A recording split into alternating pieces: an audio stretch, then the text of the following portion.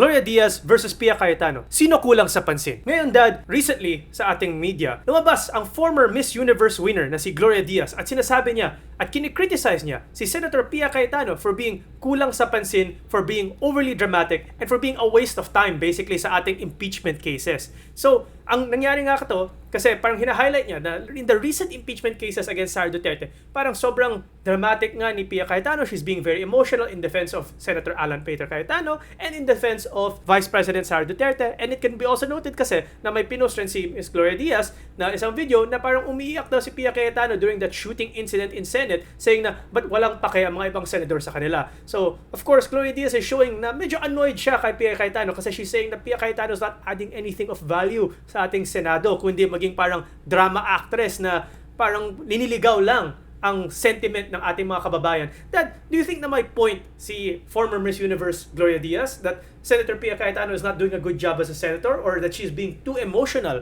as a government official? Well, kasi nga, as we are saying, no, because masyadong heated tong argument, no, kasi nga talagang nakita naman natin na suportado ng mga Cayetanos ang ating dating Pangulong Duterte at ating pangalawang Pangulo na si Sara Duterte, kaya pinaglalaban nila ng gusto, no? Kaya nga, minsan ang nangyayari dito, parang sinasabing ng iba, parang delaying tactic na, no? Parang pinapahaba yung hearing, no, para sa ganun tumagal, no, at mawalan ng gana yung ating mga kababayan, kasi siyempre at the end of the day lahat naman sila kinakailangan nilang ligawan yung sentimento ng ating mga kababayan kung kanino sila papanig. So yun ang mga pinagtatalunan kasi dito, no. Ngayon, hindi mo rin naman siya masisi kung bakit niya ipinaglalaban yung kumbaga kanyang pananaw o paniniwala as far as our Vice President is concerned, no? Kasi nga sa kanyang tingin talagang maganda patutunguhan ng ating maganda pinapatunguhan ng ating Vice President, no? At saka ang sinasabi nga parang bakit kinakailangan idiin siya, marami namang gumagawa rin na mas malaki pang kamalian, yun ang sinasabi niya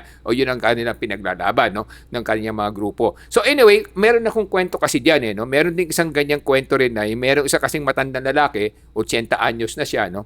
80 years old na siya, tapos meron siyang asawa na 20 years old, no? So buntis yung kanyang naging asawa, no? So dinala niya sa doktor, pinagyayabang din niya, no? Naniniwala siya na siya yung nakabuntis dun sa kanyang asawa, no? So kaya nga yun ang kanyang paniniwala, yun ang kanyang pinaglalaban, no? Kaya sabi sa doktor, pakitingnan mo nga yung aking misis, no? At tulungan mo kasi nga malapit na mga anak yan, no? So yung doktor naman chineck up yung misis, sabi niya, at tiningnan din yung DNA test, no? Nag-DNA test kasi pina-DNA test din niya yung bata, no? Yung nasa loob ng sinapupunan ng kanyang misis, no? Pina-DNA niya.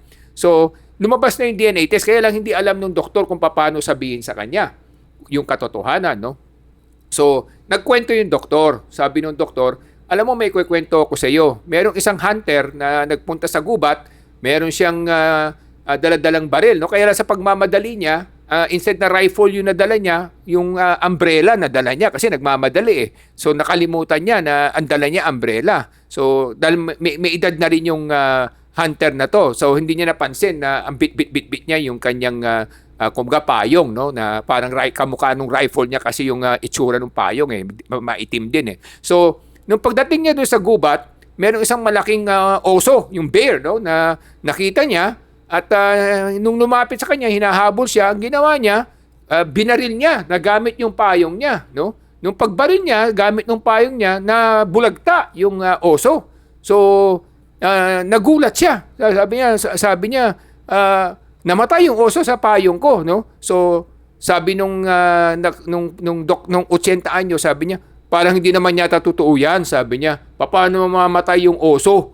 Nagamit yung payong niya. Baka iba yung bumaril sa kanya. Sabi niya, tama ka, correct. Yun din ang nangyari sa misis mo. Mukhang iba yung bumaril. Ibig sabihin, iba yung nakabuntis sa misis niya. So, minsan kasi may mga tao na sa sobrang paniniwala nila sa kanilang ginagawa o kanilang pananaw, nakakaligtaan nila yung katotohanan. So, yun lang naman ang punto de vista natin dito. Maaring merong mali, merong tama. Hindi naman natin masasabi yan, pero importante kasi, mahalaga kasi, kung ano yung paniniwala mo, dapat yung paninindigan na yan may batayan. Kasi kung walang batayan ng isang paninindigan, yan ay nakatayo sa isang kumunoy, no? So, but if you believe that there is truth to it, and you're fighting for it, and you have facts and evidence about it, tama rin naman na ipaglaban mo kung ikaw talagang merong batayan sa pinaglalaban mo.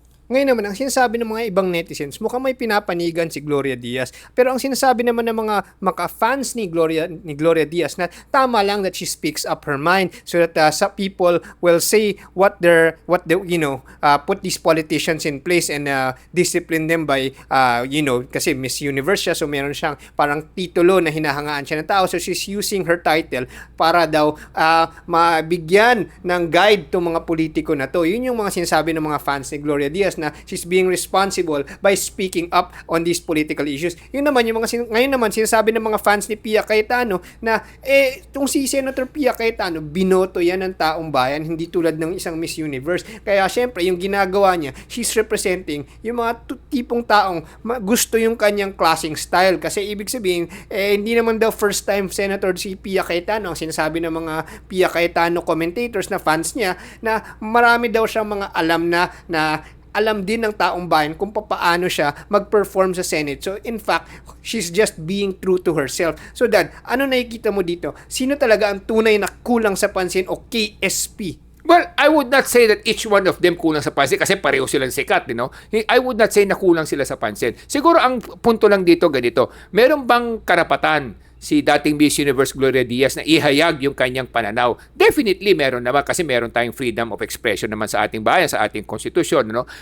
Tama naman yun kasi nga at least kung may nagsasalita, at least tama o mali, at least kung napakinggan, kung sa tingin ng tao, at least mababalansi ang tao. Kasi kung walang maglalakas loob na magsabi na tama yan o mali yan, minsan ang tingin mo sa sarili mo, lagi kang tama. So maganda rin minsan na may pumupuna sa iyo, kahit naman sa atin, nakikita natin sa ating mga social media pages, minsan may mga nungungutya sa atin na sinasabing bias tayo, may kinakampihan tayo, bagamat ang ating pinaglalaban naman yung kinabubuti ng ating sambayanan at ang maganda patutunguhan ng ating kinabukasan, ng ating mga kabataan. Pero bagamat gano'n, may mga nagko-komento sa atin minsan ng mga negative. Parang maganda rin yun kasi parang namumulat din tayo kung ano yung sa tingin natin na parang mali o tama sa mga kanilang pananaw, di ba? Kung mali naman, wag mo nang pansinin. Kung tama naman, pansinin mo para sa ganun mabago mo kung ano yung mali, di ba? So, importante kasi na open-minded tayong lahat. Hindi pwedeng saradong isip natin. Wala naman tayo sa komunistang panunungkulan na authoritarian na pag nagsalita ka ng hinayag mo yung damdamin mo, ipakukulong ka o sasaktan ka. Hindi naman maganda pag gano'n kasi kung gano'n,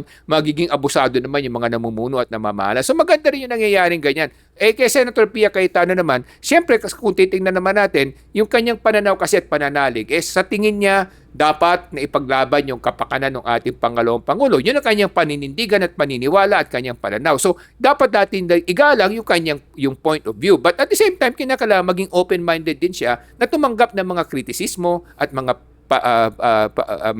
pamumuna ng ibang tao para sa ganun maunawaan niya kung saan siya medyo nalilihis o hindi. Kasi nakikita naman natin sa katayuan ng ating mga senador ngayon, lalo na nakita natin yung latest survey na napakataas ng survey ni Vice President Sara Duterte. Ibig sabihin yan, mas maraming tao sa ating mga kababayan na nagkakaroon ng simpatya sa ating Pangalawang Pangulo dahil parang nakikita nila na parang naaapi yung mga kumakampi sa kanya o parang naabuso yung mga kumakampi sa kanya. Yung kanilang pananaw, Pero kung titingnan mo naman, yung iba naman kasi, sa totoo lang, meron din naman mga nagawang mali. Kaya sinasabi ko sa ating mga kababayan, hindi porke kakampi, pag magbubulag-bulagan tayo. Hindi porke kaaway, hahanapan natin na mali. Hindi patas yun. Kasi meron tayong hustisya sa langit. Ang ating dapat panindigan ay yung hustisya ng Panginoon, hindi yung hustisya ng mga tao. Kaya mga kababayan, dito sa Ilocano Defenders Party List, tinutulak namin edukasyon para malaman nyo at maintindihan nyo kung ano yung mga nangyayari sa ating lipunan at ano yung mga sinasabi ng mga tao sa ating lipunan at madidecipher nyo, malalaman nyo kung sino may tama, sino may mali at sino may mga tama na hinahalo na mali. Para sa edukasyon, ako si Morgan Sain, yung coach ng bayan. Mga kababayan,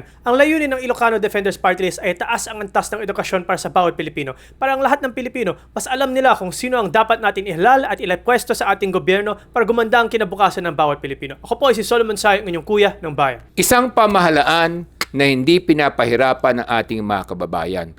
Isang pamahalaan na tinutulungan at sinusuporta ng ating mga kababayan na magtagumpay sa kanilang kinabukasan. Yan po ang aming pinaglalaban sa Ilocano Defenders Party List. Ako po si Michael Say, ang inyong dad ng bayan.